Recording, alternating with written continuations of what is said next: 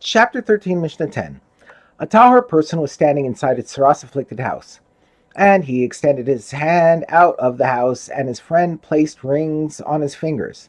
The law in this case is as follows. If he remained in the house long enough to eat half a loaf of bread, the rings become tameh.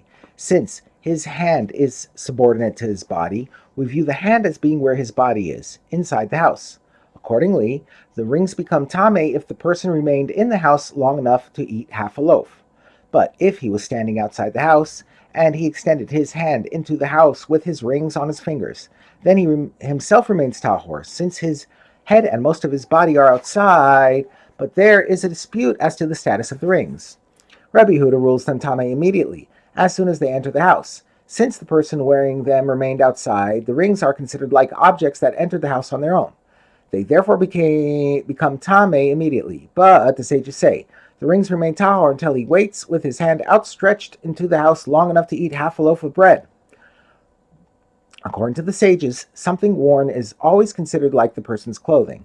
Therefore, the rings do not become tameh until they are inside the house for a period of time long enough to eat half a loaf.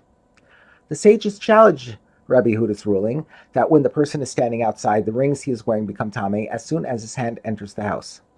They said to Rabbi Yehuda, if when his entire body becomes tameh by entering a Negaim afflicted house, he nevertheless does not make the items that he wears on him tameh until he waits in the house long enough to eat half a loaf, as we learned in the previous Mishnah, that when his whole body does not become tameh, such as in our case in which his body remained outside the house.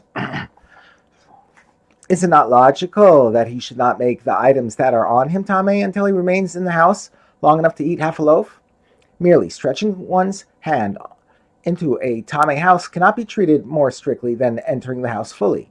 The sages therefore hold that the rings worn on the fingers of the hand that is stretched into the house do not become tameh immediately, but, like clothing worn by a person, become tameh only if the hand remained in the house long enough for a person to eat half a loaf of bread.